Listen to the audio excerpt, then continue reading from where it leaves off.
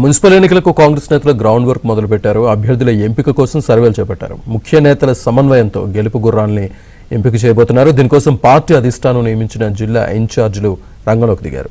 అయితే అంతా కలిసికట్టుగా ఉంటే అనుకున్న ఫలితాలు సాధించగలరేమో, కానీ ఎవరికి వారే గ్రూపులు కడితే మాత్రం గందరగోళం తప్పదు. ప్రస్తుతం నిజామాబాద్ జిల్లాలో కాంగ్రెస్ పరిస్థితి అలాగే మారింది.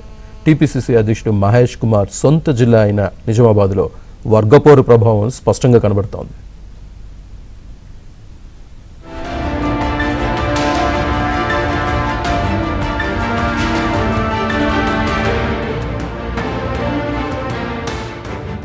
నిజామాబాద్ మున్సిపల్ కార్పొరేషన్లో గెలుపు గుర్రాల వేట సాగుతోంది.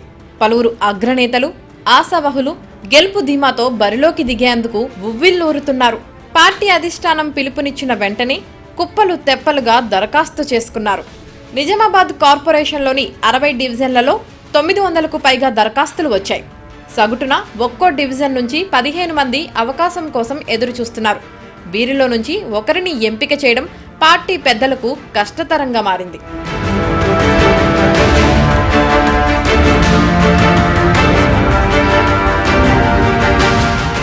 టీపీసీసీ అధ్యక్షుడు మహేష్ కుమార్ గౌడ్ సొంత జిల్లా కావడంతో నిజామాబాద్ పరిణామాలపై ప్రత్యేక దృష్టి పెట్టారు.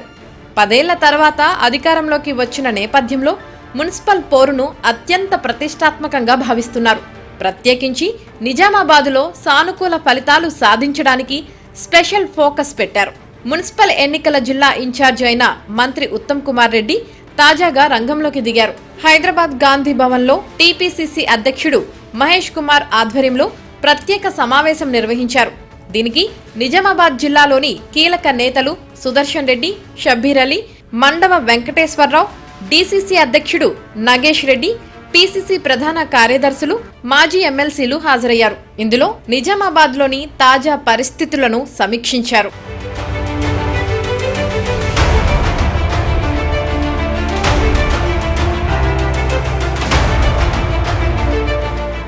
నిజామాబాదులో ప్రస్తుతం ఓ స్థాయి నాయకులు ఎవరికి వారే వేరు కుంపటి పెట్టారు. దీంతో టికెట్లు ఆశిస్తున్న వారంతా అయోమయంలో పడ్డారు. దరఖాస్తులు అందజేసిన వారు ఏ నాయకుడి వెంట ఉండాలో తెలియక ఇబ్బంది పడుతున్నారు. ఎవరి ద్వారా టికెట్ కోసం ప్రయత్నం చేయాలో తేల్చుకోలేకపోతున్నారు.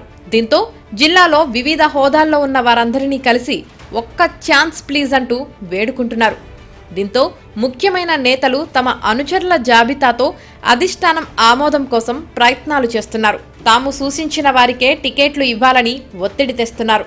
వారిని గెలిపించుకునే బాధ్యత తమదే అంటూ భరోసానిస్తున్నారు.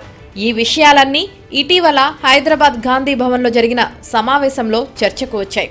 నిజామాబాద్ జిల్లా ఫలితాలు పార్టీకి అత్యంత ప్రతిష్టాత్మకమని ఈ సమావేశంలో చర్చించారు.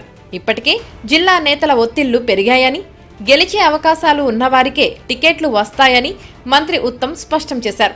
దీనికోసం సర్వే కూడా ప్రారంభించారు. ఈ సర్వే ఫలితాలే ఫైనల్ కాబోతున్నాయి.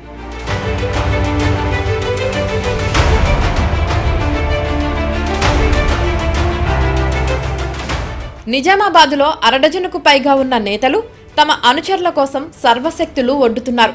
తమ వారికి కాకుండా వేరే వారికి టికెట్లు వస్తే ఆ నేతల పనితీరు ఎలా ఉంటుందోనని కార్యకర్తలు ఆందోళన చెందుతున్నారు. వీరి వర్గపోరు ప్రభావం ఫలితాలపై పడే అవకాశముందని కలవరపడుతున్నారు.